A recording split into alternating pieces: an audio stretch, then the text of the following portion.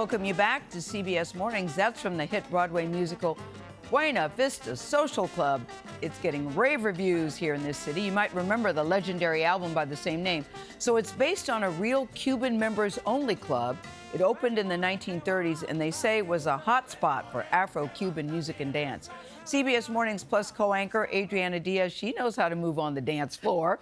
Find out how the show's irresistible dancing has a story all of its own. Adriana, good morning to you. Good morning, Gayle. So the Buena Vista Social Club earned 5 Tony honors this year, and its co-choreographers have a special connection to the music and to each other. In Times Square, people are lining up for a portal to Havana, Cuba, to a Broadway dance party that's contagious.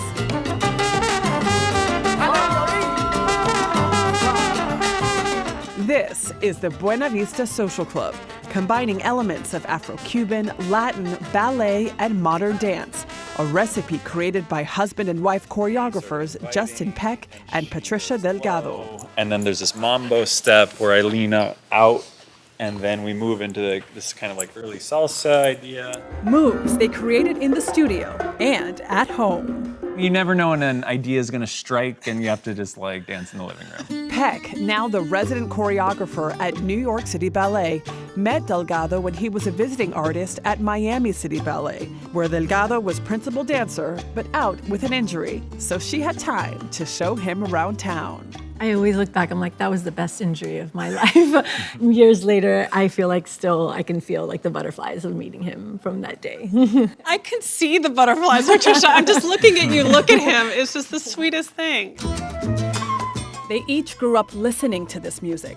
Delgado in a Cuban household in Miami, Peck in California, in a family that loved Latin music.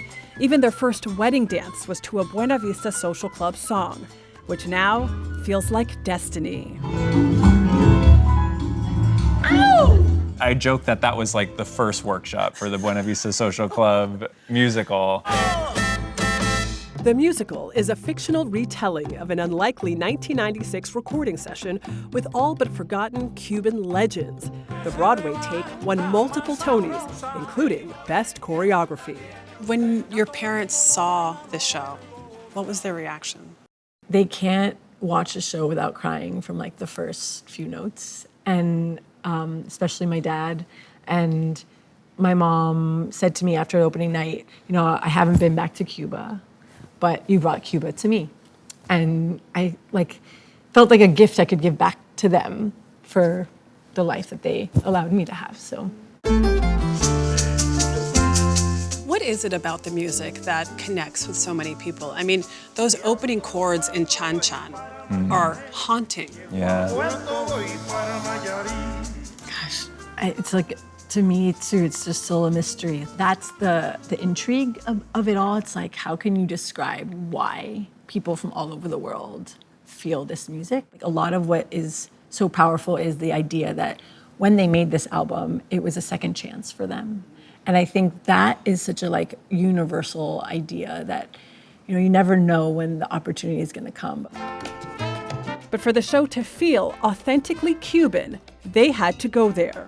Their guide was associate choreographer Carlos Gonzalez, who showed me the stage and indulged me with a dance. And then you come down there, keep going, and then we'll come this way. What was it that you wanted Justin and Patricia to see in Havana? I mean, to feel, you know, the sweat of it all, and why the movement sometimes, it's not that clean. It's not about how precise or exact it is. It's more about the heaviness of the island.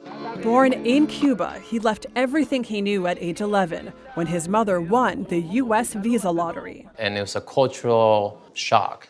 First of all, we went to Lansing, Michigan when I was 11. I had never seen snow, never heard the language. It was just my mother, my father, and I.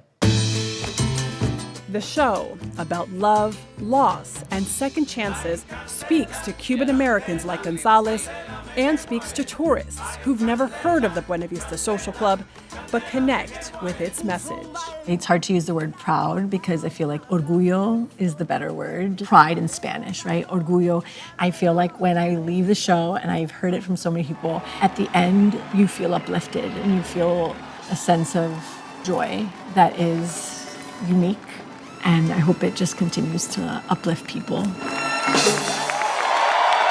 It's hard to stay seated and not dance watching that piece. It was just so incredible. And the dance is so important in particular to this show because it's the first ever on Broadway where the songs are sung in Spanish. So the dancing helps do some of the storytelling. And who doesn't want to feel lifted when you leave the theater? I haven't seen it yet. It's been on my list. Every time I see a story like that, I think, I gotta go, I gotta go. You've gotta go. Yes, You've gotta go. I will. On CBS Mornings Plus, we're gonna have a behind-the-scenes tour by Carlos Gonzalez, the associate choreographer, but they were all wonderful. Patricia and Justin were incredible. Power of imagination, bringing Cuba back to life for her parents who haven't been able to go back. It's such a magical thing. But also for tourists that know nothing about Cuba, perhaps. I mean, the audience is so diverse, and you have a lot of people from all over the country coming to see this show who may not speak Spanish, may not know how to dance salsa, but still really appreciate it and love it. And I'm a sucker for a good love story. Yes. Were you dancing for us, or was that an audition? Oh, so at the end, he was like, she booked it, she's in the show. And I was like, well, if we must. Adriana, thank you so much.